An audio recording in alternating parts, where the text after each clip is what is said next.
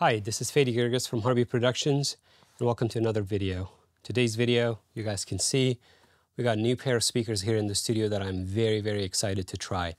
I actually have not tested those yet, so we'll be doing this together as we're gonna go through this video. So these are the Atlas i8 speakers from Antelope Audio. As you guys can tell, reference size, those things are huge. I was really surprised because I looked up the pictures before getting them. I thought they're like this big, maybe, mid-sized speakers, but shockingly, they're actually bigger than my MM27s in the back, as you guys can see. These things are very heavy. They're 26 kilograms, and I believe they're 50-something pounds. They're great for mid-sized rooms for studios, like my MM27s as well. And I want to go through specs. I want to go through features and details of that speaker, and just we're gonna figure it out together as we go. One of the things that Antelope did that is a little bit different on this speaker is the isobaric technology, which I didn't fully understand it. I actually had to look it up and read about it a little bit, which this is a three-way speaker, and they have dual subs.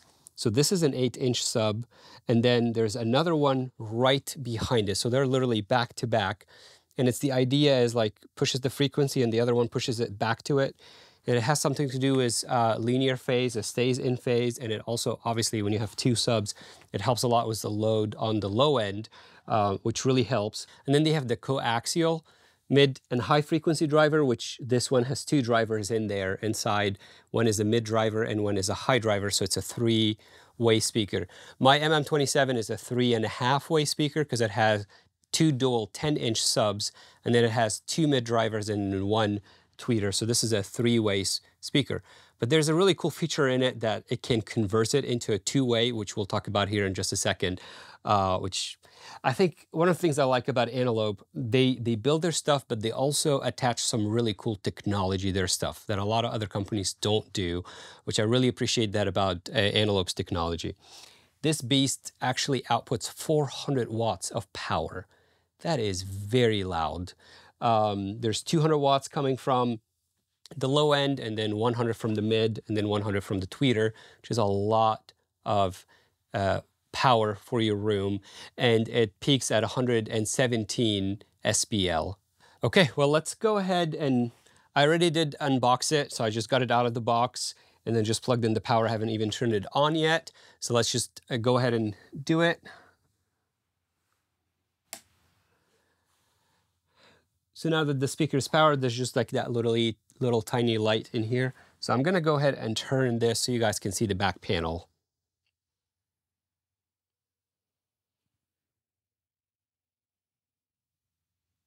Okay. So on the back panel of the speaker, as you guys can see, so at the bottom, here's the power, which turned on and off. Then over here, there's some features with actually a little bit of an LED screen in here, which is really cool. I've never seen those on speakers before. So you got a control knob here that actually controls the features and the settings on the LED. Then you got your analog input, which is a combo jack. So it's a TRS and XLR. And then you got your digital AAS ins and outs.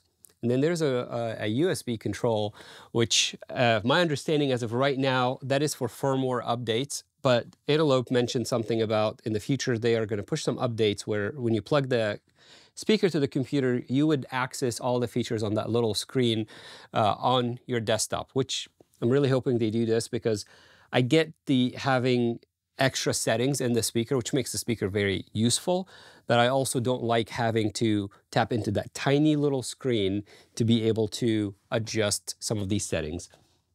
So as we go through the settings, first thing, one of the things that makes this speaker kind of a big deal, it has its own built-in DSP EQ. Now, it's not like super fancy EQ, it's only 4-band, but still, that's great for minor room adjustments and minor room correction, and then you can save them as presets, and obviously you could do each speaker different. The EQ on your left speaker could match the right or different. It just is very helpful feature for rooms that they're great, but you know, I need to just boost a little bit of 500 and then maybe cut a little bit of 40 hertz or compensate for a knob that I have at 70, which is very common in a lot of studios, and then just boost that up a little bit, and then here you go. You got your settings. That's a really cool feature. So when you power it on, the homepage screen, it actually shows you that EQ, and it shows you the 4 bands, and it shows you it shows you a little bit of some features in here. So it shows you that the input right now is on analog. It shows you the volume of the speaker, and it shows you that the two-way feature on and off, and the bass extension on and off, which we'll talk about all these features here in just a second. So let's go through all the features one at a time. So that thing, it's volume, and then if you press it, it mutes. And then if you double press it, it dims. Double press it again, it's undimmed. And then if you press and hold, here we go, press and hold, and it took me to the menu settings. Now on the menu settings, let me zoom the camera a little bit so you guys can see what I'm trying to do. Okay, let's see if this is clear here. You guys can see it. So on the menu settings, you get first input source, sample rate, analog level, two-way mode, bass extension, and EQ. So the first one, you click on it, input source. Then I can switch between analog, AES1, and AES2, and then AES channel 1, AES channel 2, and analog. So we're going to be using it in my studio as analog. That way I can match the same convergers that I have. Then the next is sample rate, and this applies obviously if you're using the AES settings, and then it goes all the way up to 192. Then the next thing is analog level, which is really cool. They thought of all different interfaces outputs, and then you get basically dBu level. So it starts at 20 dBu and it goes all the way down to 0 dBu. Now the next thing is the two-way mode. This is a really cool feature that speaker have. I actually haven't seen that in a lot of other speakers.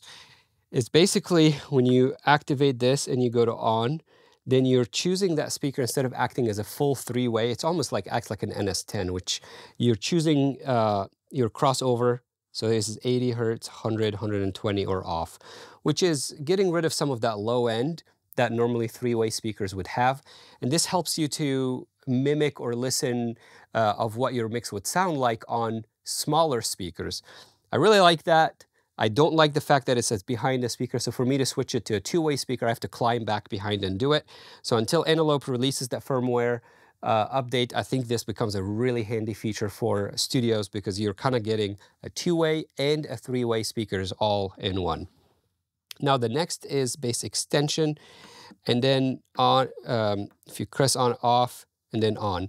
And then what the bass extension does, it's from the name. It literally extends the low frequency. It's almost like you have that low cut, then that low cut goes a little bit further. It does not add boost. It does not add any frequencies to the low end. It just extends that cut to go a little bit deeper so you can hear more of these subs and subharmonics without affecting the tone, which is really cool, especially if you're working with EDM music and R&B music, stuff that has a lot of low end, and you want to listen to how it will sound with big subwoofers and big rooms that have a lot of low end in them. Then I would turn the low extension on. Then the next one is EQ. And then here's the EQ. You got low frequency gain, mid to low frequency. So it's 100 to 250. And you could change what the frequency is. Then you can change the gain, and then mid frequency, and then same thing, gain, and then high frequency, which is from 2.5K to 20K, and then you can change that frequency and change the gain to it. And my understanding is those EQ corresponds with the drivers on the unit as well, so that way they lined up pretty well without having to have any problems. Okay. We're going to start with not doing anything. I want to start it with that speaker flat. The next is delay, which you can add delay to the speaker. And I know that a lot of interfaces have that feature now on it, so it doesn't affect a lot of people. But if you don't and you have an Atmos setup and there's delay between some speakers that are closer to you, some speakers are further, so you can apply delay to the speakers individually. And then you can save a preset, and then you can load a preset then screen time, save time, which is like screensaver for the screen, factory reset, and then device info, which basically shows the serial number, firmware, and hardware. So this is basically everything on the back panel and the front panel. Now the next is to mount this in the studio and test it. I'm gonna have to do a lot of that work, and then I'm gonna start a new video after I'm done with this, because I'm gonna have to move my barefoots a little bit, and then I'm gonna have to set up these stands, set up the speaker on them, and reconnect them to all my monitor controller. And then after that, we'll listen to it, and I'll tell you guys what I think about it. Okay, so we're finally back. Took a minute until I got everything sorted out, set up, tuning. Also, these speakers are so heavy, so I would not recommend using cheap pair of speaker stands, because you do not want to risk them falling. And when I say tuning, just to clarify, the way that I tune, I use the REW software, and then I have the mini DSP mic, the UMK1, kind of read measurements in my sweet spot listening position, and sometimes I try a couple others, kind of run an average of those, and then I create EQ filters on the REW. And because the REW is compatible with my Grace design, the M908, I can export a DSP EQ file that I can import into my 908, and that would do the fine room tuning. So anyways, here's kind of my thoughts. And like I said before, reviewing speakers is so hard, because when I'm reviewing like a plugin or something, I can run audio samples. You guys could hear what I'm hearing exactly. But with speakers, you can't hear what I'm hearing, you know? It's kind of a little hard. So let me just say my opinion. So out of the box, the speakers were actually impressive in terms of the low end. I sat them on the inside of the barefoots, and then the stereo image felt slightly narrower, but that kind of makes sense because the barefoots are a little bit wider on the outside. There's no way for me to set them in the same exact spot because of my room. Low end extension was really impressive. Actually, it's impressive enough that when you have my hands on my desk, I can kind of feel the vibration of the low end. So it was actually really cool. Out of the box, without any tuning, I felt like the low mids are a little muddy. And then that was it. Now I applied the tuning. I applied some fine EQs to kind of fix everything.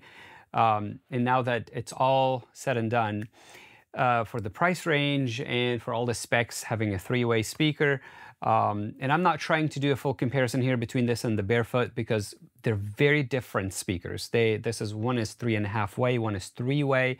There's also completely different price range, so it doesn't make sense to kind of compare those.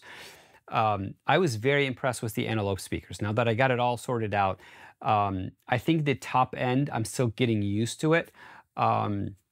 Because I'm so used to the top end of the Barefoot, which is a little different than this one.